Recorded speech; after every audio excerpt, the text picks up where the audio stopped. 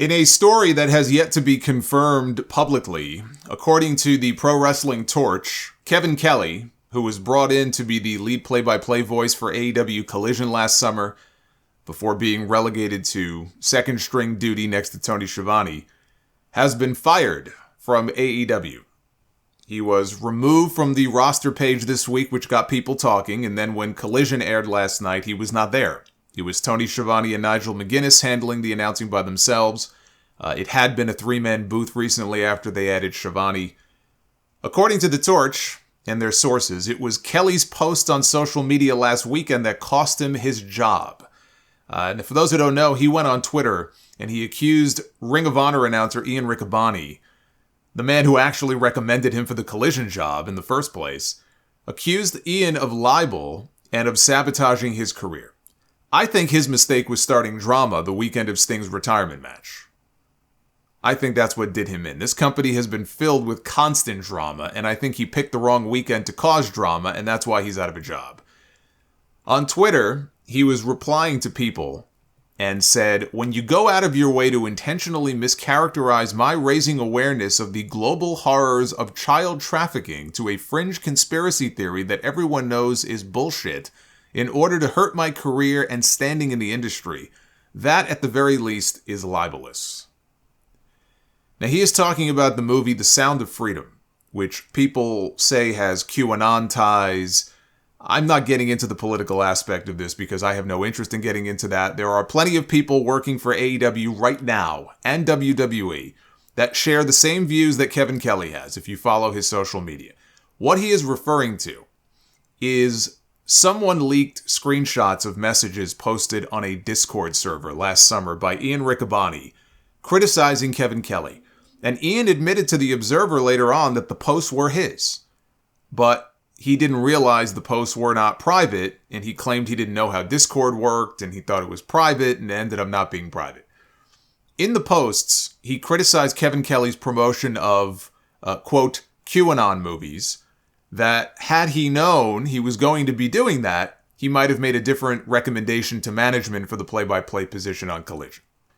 And he said the QAnon stuff broke his heart to see, and he also said that Kelly blew the surprise of him being on Collision, which Ian was when Kelly was still wrapping up his commitments with New Japan. Ian filled in for him. So I guess he blew the surprise on social media, and I guess Kevin Kelly made a comment, according to him, about how nobody should wear a cowboy hat.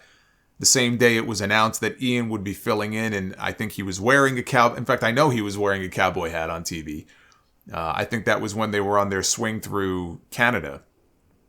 So Kevin Kelly considers all of this to be libelous, and he thinks that it hurt his career. He was also tweeting his displeasure last weekend about how he has been used in AEW. He said, "But the idea of what I bring to the table is lost here because Ian libeled me. So I sit on the bench, valued by my peers, waiting to get my number called. Keep asking why, but get pushed aside.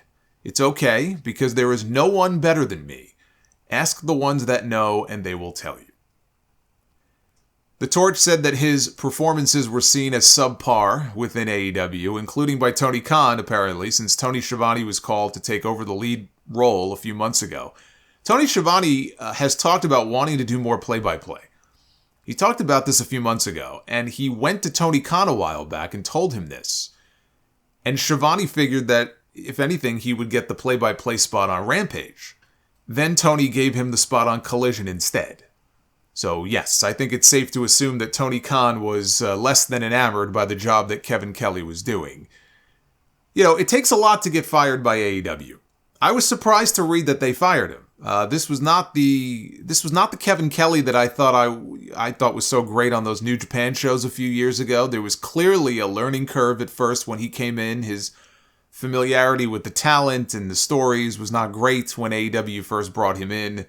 I think when Ian filled in for him, people naturally compared the two of them, and Ian just did an objectively better job than he did. He was more familiar with the product. And I think they're both very good announcers, but clearly Ian had, more of a familiarity with the product, and also just his performances were better. And again, you may chalk that up to Kevin Kelly not being completely up to speed at that point on the roster and the stories, but I thought Ian did a much better job, but he passed on the job to begin with. That's why he recommended Kevin Kelly for the spot. Because Ian has another job. He has a shoot job during the week, and he wanted to spend his weekends with his family. He didn't want to be on the road doing wrestling commentary every Saturday. Otherwise, I think the job would have gone to him. So, I didn't think Kevin Kelly was awful. I didn't think he was terrible. I didn't watch him on TV and think, God, this guy deserves to be fired.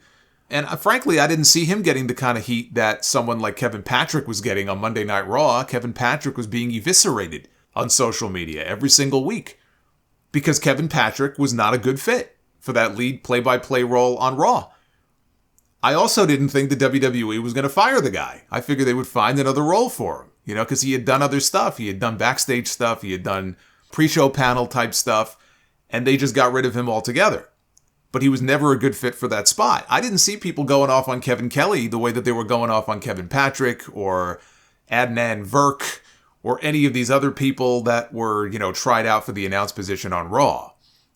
Him being fired surprised me, but him tweeting those things the same weekend as Sting's retirement, I really think that's ultimately what did him in. I think the timing had a lot to do with it. There's a time and a place. And evidently, that was not the time nor the place for him to be saying those things.